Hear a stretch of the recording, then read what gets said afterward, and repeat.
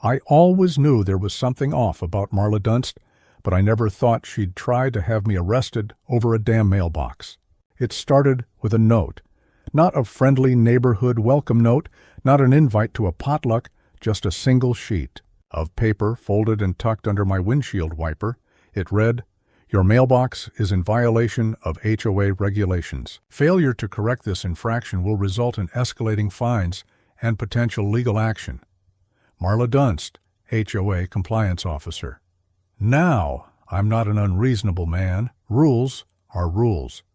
But I'd had the same standard issue black mailbox since I moved into this neighborhood 10 years ago, and I sure as hell wasn't about to get bullied over it.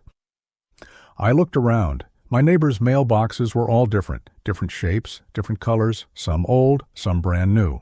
But mine? The exact same as most of them. That's when I knew this wasn't about the mailbox. It was about me. I should have ignored it. I should have just shaken my head and tossed the note. But instead, I made a mistake. A small, innocent mistake. I called Marla. The phone barely rang once before she answered. "Sheriff Walker," she said, her voice dripping with fake warmth. "I was hoping you'd call." "Let's cut to it, Marla. What's wrong with my mailbox?"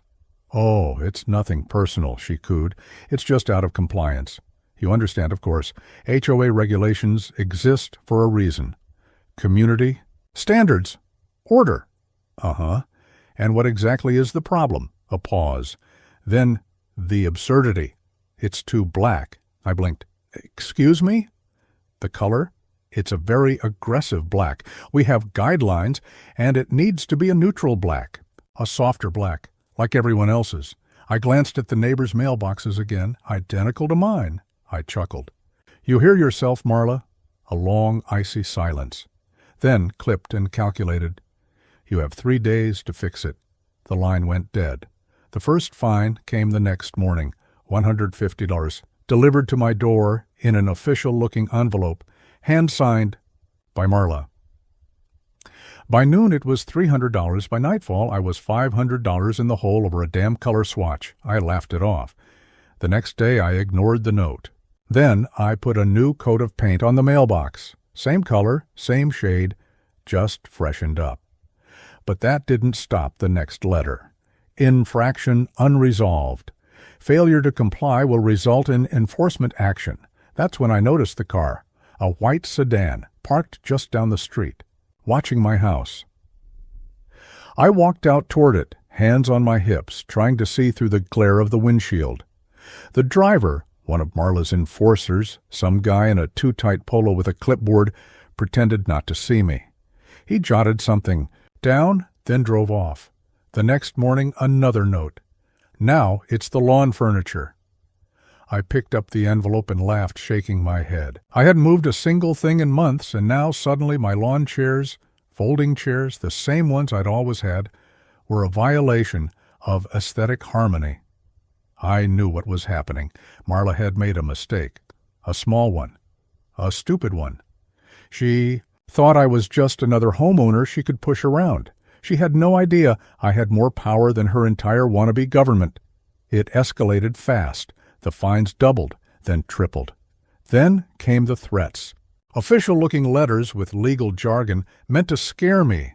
Phrases like binding arbitration, foreclosure proceedings, community preservation action. Then came the official visit. 2 men in khakis and black polos with the words HOA Compliance. Enforcement, embroidered on them, walked up my driveway, hands on their belts like they were packing something. I stepped outside, arms crossed, watching them. One of them, Doug, adjusted his sunglasses and cleared his throat. "Sir, we're here to enforce the active violations on your property," I smirked. "You boys carrying badges now?" Doug puffed up. "We don't need badges. We have jurisdiction under the HOA charter. Now step aside so we can assess." I held up a hand. "I got a question for you, Doug." A pause. "What? Are you a cop?" Doug stiffened. "No, but are you a licensed code enforcement officer?" Silence. I took a step forward, lowering my voice. "You boys know impersonating law enforcement is a crime, right?" Doug's face twitched. "We're not impersonating. We have—" I pulled out my own badge. "Sheriff, County official. Doug swallowed. His partner, a skinnier, more nervous-looking guy, took a small step back. I smiled. "Well, Doug," I said, voice casual, "this is interesting, 'cause from where I'm standing, you're two nobodies pretending to be something you're not." Doug's jaw clenched. He hesitated, then reached into his pocket, probably for another fine, when a voice cut through the air like a knife. "Arrest him." Marla, standing at the curb, clipboard in hand, eyes burning with smug delight. "Excuse me?" I asked, raising an eyebrow. "Sheriff or not," she sneered. "This neighborhood has rules, and I have every right to enforce them. You've ignored citations, refused to comply, and are now interfering with an active HOA investigation." She pointed a manicured finger at me, then turned to her hired goons. "Detain him." Doug shifted uncomfortably. His partner looked pale. I grinned. "Doug," I said, "you make a move, and I promise you'll regret it." Doug hesitated, looked at Marla. Then he reached for me. I caught his wrist mid-motion and twisted. Doug yelped. His partner stumbled backward. And then, as the sun bore down, my voice rang clear through the neighborhood. "You're under arrest." Doug blinked, confused. "What?" "You heard me?" I twisted his arm just enough to make it hurt. "You're impersonating law enforcement. That's a felony." Marla turned red. "You have no right." I flashed her a smile. "I have every right." And just then, real sirens. The real deputies rolled up. Marla's face drained of color. "Doug," stammered. This is a mistake." I locked eyes with Marla. "You're done." She opened her mouth to argue, to scream, to do something, but for the first time she had no words, and that's when I knew I had her. But this was just the beginning. She opened her mouth to argue, to scream, to do something, but for the first time she had no words, and that's when I knew I had her. But this was just the beginning. The real deputies stepped out of their squad cars, eyes flicking between me, Doug, and the HOA goon squad. They weren't in a hurry, just taking in the scene. Like men who knew they were about to hear some grade A premium nonsense. Doug yanked his arm free as soon as I let go, staggering back toward his partner like a wounded animal. His face was flushed, his confidence shattered. Marla recovered fast. "This is outrageous," she shrieked, storming toward Deputy Harris, the tallest, broadest, most unimpressed man I've ever had the pleasure of working with. "Do you know who I am?" Harris gave her a once-over, chewed his gum, and said nothing. "I am the Homeowners Association Compliance Officer," she announced, voice shrill. "And this," she stabbed a finger toward me, "is a violation of the community bylaws.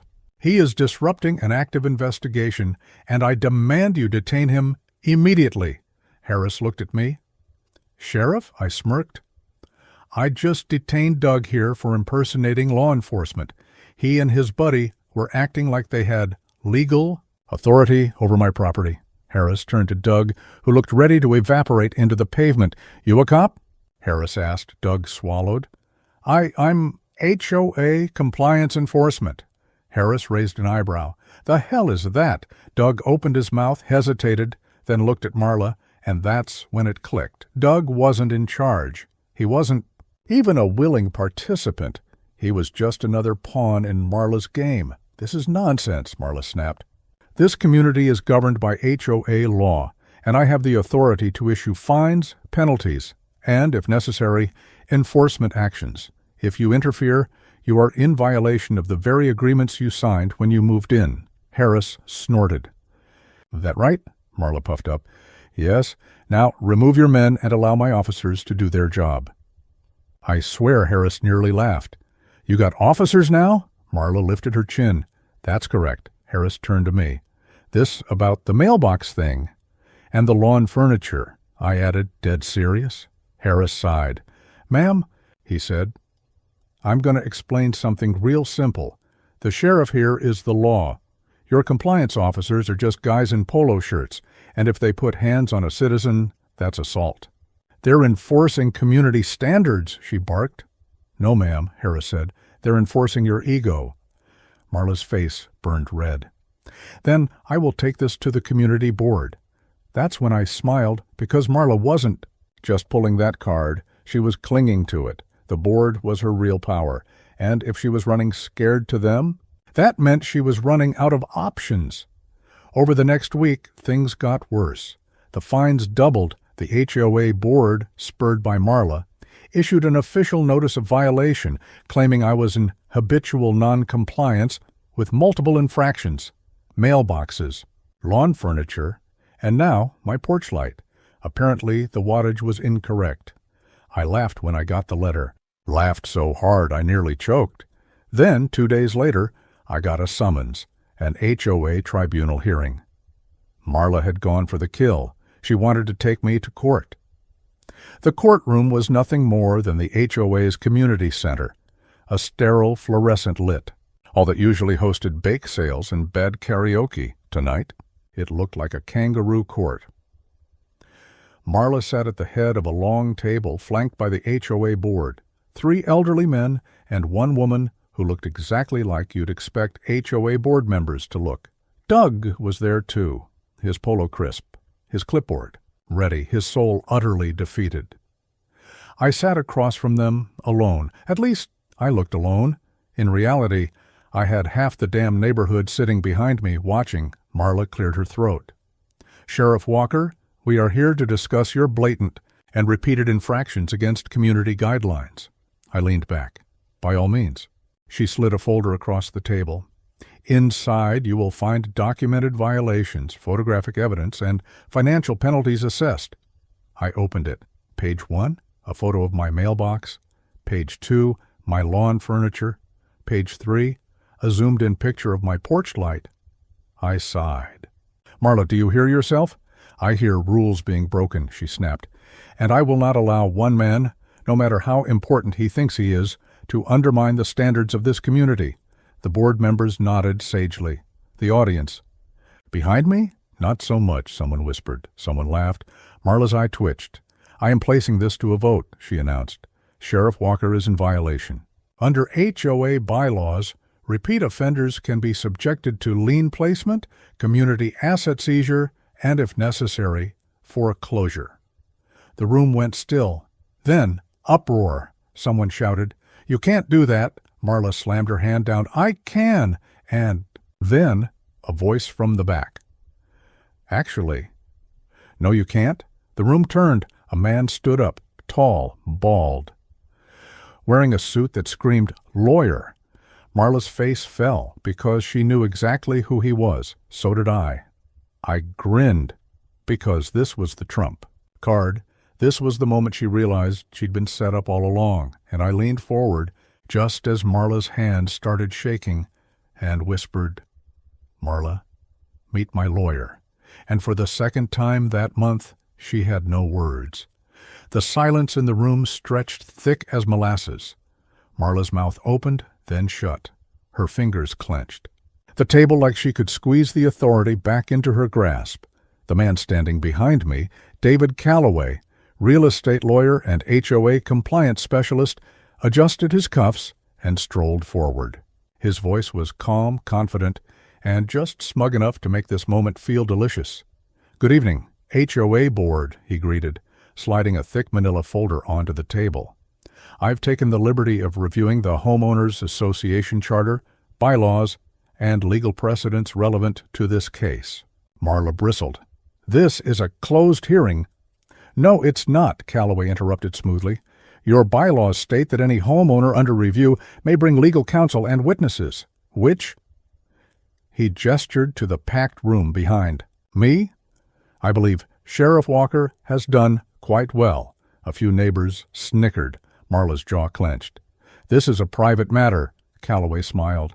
"It's funny you say that because according to the HOA's own financial disclosures, which are public record, this is very much a criminal matter." And just like that, the game changed. The board members stiffened. Doug visibly started sweating. "Marla?" She froze. Calloway flipped open the folder, revealing a stack of documents. "See, I started digging," he continued, "and guess what I found? An interesting pattern in how this HOA collects and distributes fines." He tapped the page. For the past 3 years, homeowners have been charged tens of thousands of dollars in compliance fines, but he slid another document forward. Only a fraction of that money was ever put toward community. Maintenance. The board members fidgeted. The audience whispered. And Marla? She looked like she was about to pass out. Calloway's voice didn't falter. That means someone's been pocketing the difference. The air crackled with tension. Harris, the deputy, let out a low whistle. Well, damn. Calloway wasn't done. And wouldn't you know it, he continued, flipping to another page, the one person in charge of HOA financials is also the one who's been enforcing these fines. He leaned forward, smiling. Marla Dunst. The room erupted. Shouts. Gasps. The board members turned on Marla instantly. You told us the funds were allocated, one spluttered. This is a misunderstanding. Marla snapped, her voice high and cracking, but Calloway was already pulling out the next dagger. Oh, it gets better, he said, flipping to yet another page. Not only has Marla been skimming off the top, but she's also been illegally charging fees that don't exist. More gasps. Doug looked like he wanted to die. The board president, a frail man in a sweater vest, who clearly hadn't signed up for this level of drama, sputtered, "Is this true, Marla?" She shook her head violently. "This is a smear campaign. He's trying to distract from his own violations." Calloway grinned. "You mean the infractions against his perfectly legal mailbox and furniture?" Marla's lip curled. He refused to comply with neighborhood harmony." Calloway let out a chuckle. "Ah, yes, neighborhood harmony. You mean the made-up infractions that allowed you to threaten residents with foreclosure if they didn't pay you?"